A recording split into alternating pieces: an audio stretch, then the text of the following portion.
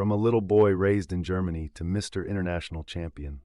Here's why Kirk Bondad's journey proves that knowing your roots while conquering the world is the ultimate Filipino success story. Kirk Bondad was born June 7, 1997, but his story isn't your typical pageant fairy tale. He was raised in Germany by his German father and Filipino Igorot mother from Mountain Province. Growing up between two worlds, Kirk could have easily chosen to hide his Filipino heritage, but instead he made it his superpower.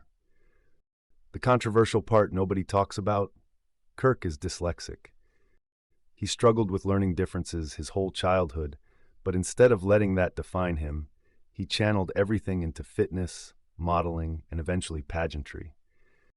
His older brother Clint was already famous in the Philippines as a model and Catriona Gray's ex-boyfriend, so Kirk had massive shoes to fill. When Kirk moved to the Philippines to follow his dreams, he wasn't just Clint's little brother anymore. In 2022, he won Century Tuna Superbods, proving his physique was championship level.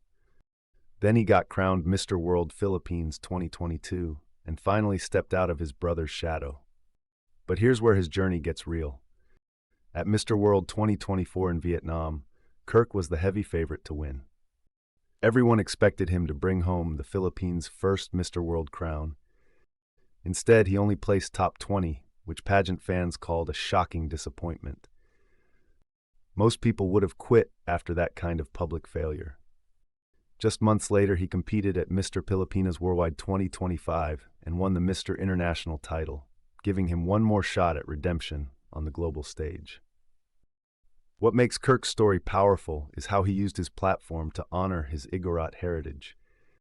At every competition, his national costumes featured traditional Cordilleran designs, red bahag, feathered headdresses, and indigenous warrior aesthetics created by Cordilleran designer Andrew Visaya Jr. His winning answer at Mr. International showed his heart. "If I could speak at the United Nations, I would advocate for child protection and education, because today's children will be tomorrow's leaders." This wasn't pageant coaching. This was Kirk speaking from experience as someone who overcame learning challenges. The most inspiring part, Kirk's journey from that top 20 disappointment at Mr. World to Mr. International Champion took less than a year. He could have given up, blamed the judges, or stepped away from pageantry. Instead, he worked harder, stayed humble, and came back stronger. Which part of Kirk's journey inspires you most? Let me know in the comments if you've ever had to bounce back from public failure like he did.